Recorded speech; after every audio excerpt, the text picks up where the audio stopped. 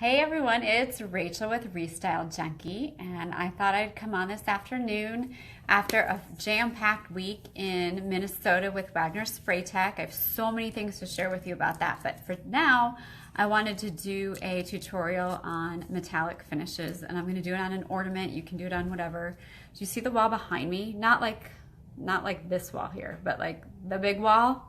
That is Metallic Finishes by Modern Masters, and that is rust. And people want to know all the time if that is a real thing, like is it steel or rusted or, and now that is something we just got really creative on and use Modern Masters products to create that wall. And so I wanted to show you how you can make your own look using a much smaller kit. So, for example, we started with this lovely angel. She's white, and I got her at the East Valley Women's Club. I think that's what it's called last year, so I'm thankful for her. And that's what it started out with. So the first step, and let me show you, they come in these little kits here. Do you see how it can say Joy? Metal Effects Patina. We sell these at the shop for 20 bucks. But this, I used to buy like the professional huge size, which, see, you can get that at, there's some stores around town you can get those at, or probably near you, but they're at professional paint stores. And I'd get all the big things, the primer, and they're quite costly, but they're totally worth it because I think they're really fun. But what they did now is Modern Masters came out with, I'm going to open one of these kits. By the way, did you notice my new necklace I got yesterday with the angel wings? Even that has a little patina on it. So, okay, so I'm opening this, and it has a spritzer on it, which we need for this project. It has a little bottle of the primer, a little bottle of the aging patina, and then also the bronze metal effects for this, and the spritzer. And that all comes together, and then it'll let you do fun stuff like, if you can see on the box here, what is that, a pot, or even if you want to make your door knocker look older. But what I'm going to show you is how it works today. So first we have this lovely white angel, and the first step is you can prime it. There's some things you definitely don't need to prime. I'm not worried about this angel bleeding or anything like that, so I skipped the primer. I have to admit, I really did it. And I never really cut corners. So then I had another one that was a little bit smaller. You can see she's still mostly white on the back. And I took the copper, hold on, let's see, a large thing of the copper oxidizing paint, and I painted her. And when she's about dry, I can't believe I'm calling her a she. I gotta like name her. Someone's gotta name this angel. Okay, so now it's like pretty dry. It's down to my hands. And so the next step would be to, if you had this little kit at home, you would put the spritzer thing in it and spritz it. And if you do it laying down flat, then it's going to pool. And if you hold it up, it's gonna come down in a different way. So I'm gonna put a glove on my left hand so that I protect this sweatshirt that for some reason I think is a good idea to still stick my thumb through it. And I think, what is it, like 80 degrees outside anyway? But you know, whatever. Okay, so now that this is dry, and I just used a cheap chip brush for this, so you can use any sort of brush you have. I haven't had like super good luck cleaning out, so sometimes I recommend you use a foam brush that's cheap, a chip brush, or something you don't care too much about. I'm double dipping, which is a total illegal maneuver. It's not good because you don't want to introduce anything icky back into your big jar of, and that's expensive. So now what I want to do, I lied actually. Well, I didn't lie, I just misspoke. The next step is to put a coat of this copper paint on this angel and get her wet with the paint again. And that's why I put my glove on that hand. So, did pretty good, got the sides, and I pulled the brush down because I want that for it to be that way. So I didn't have a spritzer for my large bottle of the green patina aging solution. I have no idea why, because mostly I lose everything. Actually, I have the blue aging solution here too. Instead of doing the green, I do have the spritzer in it. That's probably where it is. But for now, I put the blue in this little can here and was gonna just do it, and you just wait, and depending on what the weather is or isn't outside, that's how it determines how it comes out. And so now this is a wet coat, and this is going to work. It's live TV, so you never know. Okay, so you can't, all right, change of plans. that didn't work so well. We're gonna hope that this spritzer works a little bit better. And then we're switching to the blue patina aging solution. It says use over metal effects, copper, pale gold, bronze, harvest gold, or rich gold paint. So we are golden because we did the copper. So we're gonna hope this spritzer, can you see me? By the way, if you want to check in where you're watching from, I always love to know where my visitors are from. And I have the glove on so I don't get any of this stuff on me.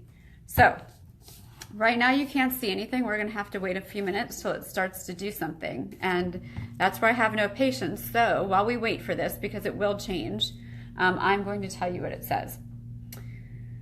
It says, apply second coat in the same manner, and while paint is still wet, apply the green patina aging solution on the wet paint using a C-sponge. You can use a C-sponge, a brush, or spray by attaching the spritzer cap.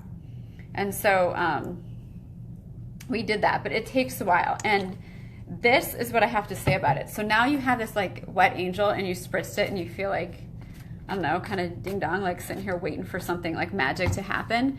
I promise it is gonna be magical, but it doesn't just happen right away. So if I laid the angel more flat, then it would pool up. But this is gonna look more like copper siding, what do they call that? The spout or whatever, you know, if that was copper in your house, and it's gonna come down and it's gonna drip.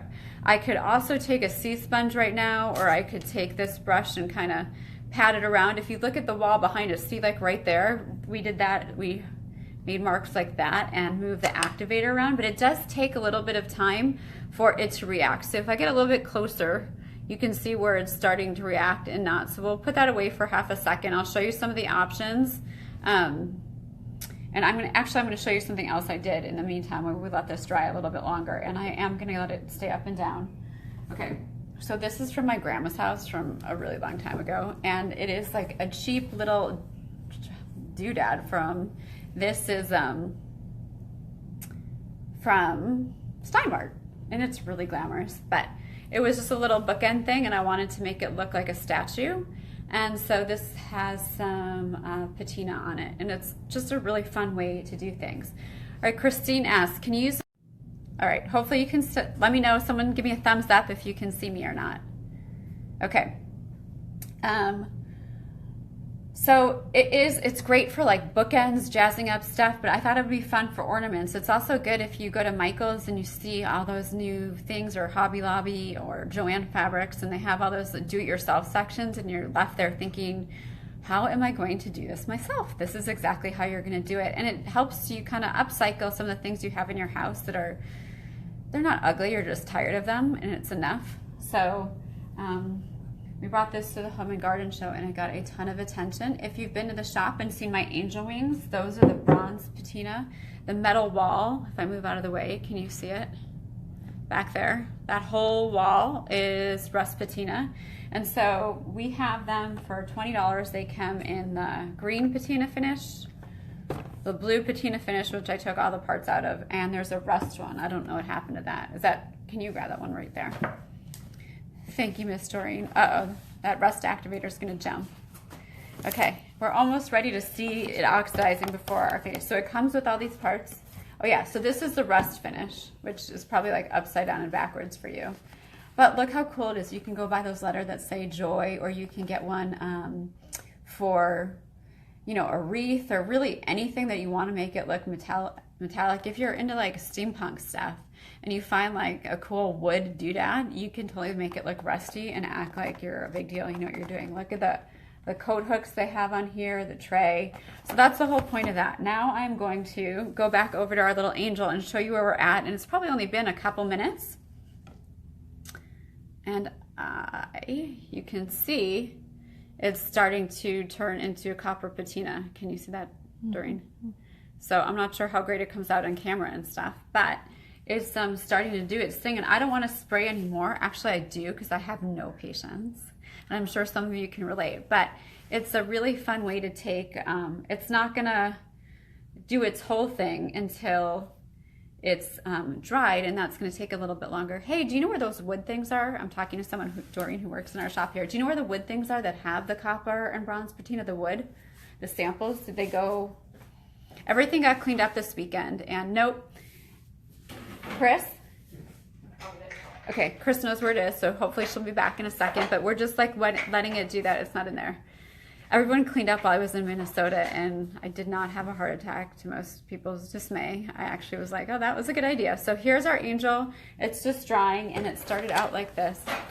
And it is a fun DIY little thing to do. So we're gonna hang on 1 second. We're gonna get some wood and show you some other things I've done it on. Okay, hold on, you ready? Okay, thank you. Okay, so this was a piece of pine wood, and I love metal effects, as I said, just because I can. So I put a stencil on it. Can you see that? Can I get a thumbs up if you're still watching me here?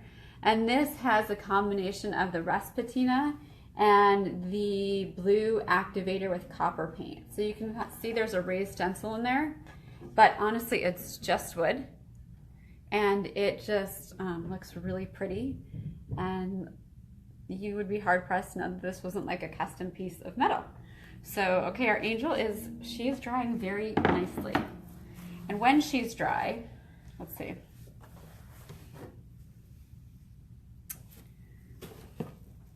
It will look more like that, really authentic, because it actually is reacting with it. So I'm going to let her dry a little bit longer and then post a picture of her. How many of you guys watching would try this at home? I think it's like a good family-friendly project, and it's like, you know, when you get one up by the neighbors and everyone can totally do a DIY project and it feels like you can't, I promise you, you can do this one. Even if you feel like you know you can't do your cabinets, you can definitely do this DIY project. And I think it's looking really cool, and by the time it's all dry and stuff, it's gonna look like metal. So there's so many different things you can do with it. So I hope you have enjoyed this brief tutorial on how to use the Modern Masters kits. And like I said, you can buy, if you're gonna do a big space, you can buy the big tubes or whatever, the jars at local paint store. We don't carry those right now because we don't really, this is a little bit, goes a long way for this.